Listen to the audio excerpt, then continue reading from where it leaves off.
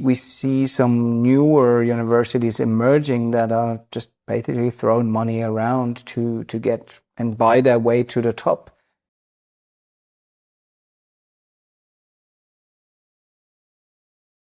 If you were to pick one school that benefits the most from this, what school would that be?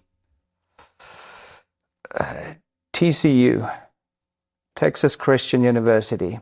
There's a lot of oil money in Texas and a lot of rich donors that say, let's go. We're going to go all in on sport. And they have not traditionally been the top university in terms of sports, but they're really using their resources very strategically and been extremely successful in raising a lot of money and using that money to recruit top stars.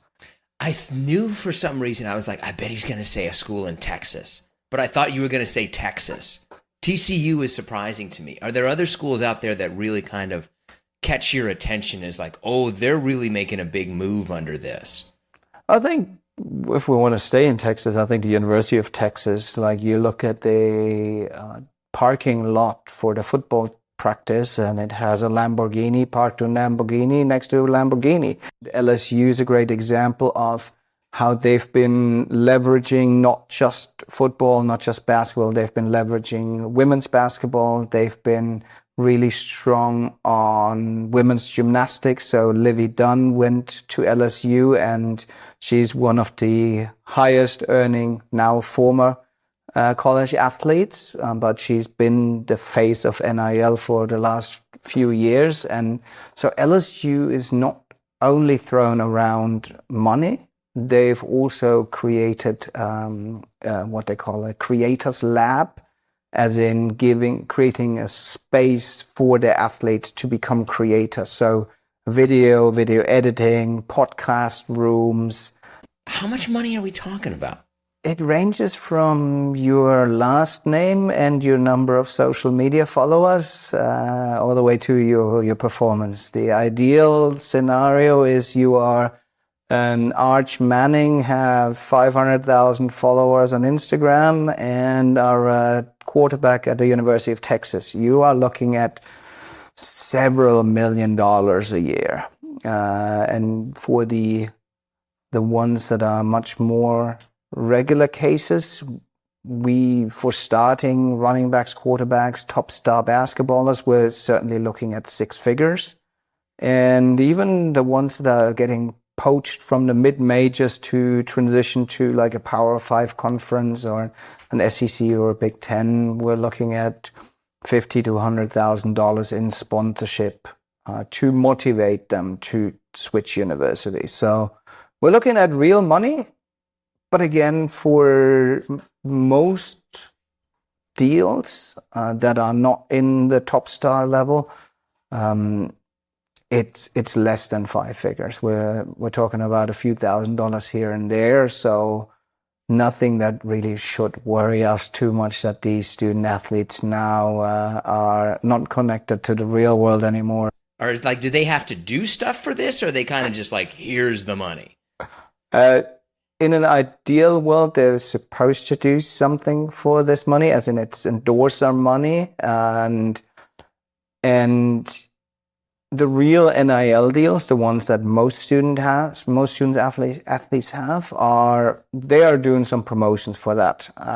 The pay-to-play deals that I call most collectives, as in I mentioned these rich groups of people getting together, these donors, and say, hey, here's an NIL deal, $500,000, come to play at our university.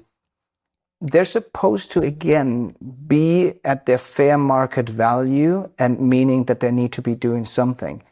What we see happening is that a lot of these deals are getting disguised in some sort of charity work, as in rather than promoting a specific product or service, now your NIL deal is you go to this high school and deliver an inspiring speech.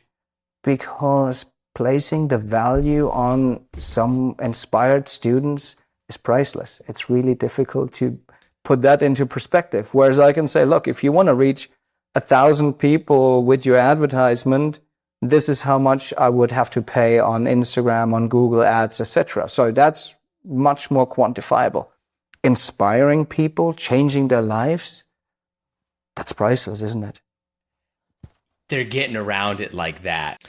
We talked about kind of the winners. Are there schools that you would look at and be like, this isn't good for them? I think, without naming individual schools, I think the ones that have that had a massive advantage are the ones that were in conferences with a strong TV dollar.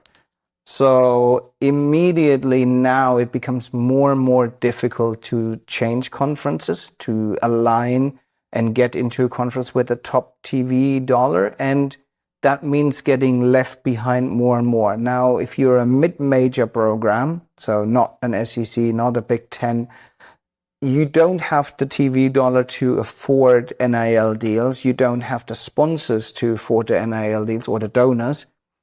And you are just really good at recruiting top level athletes that other people overlook. One good season with you, and those athletes are out because they're getting poached by bigger schools.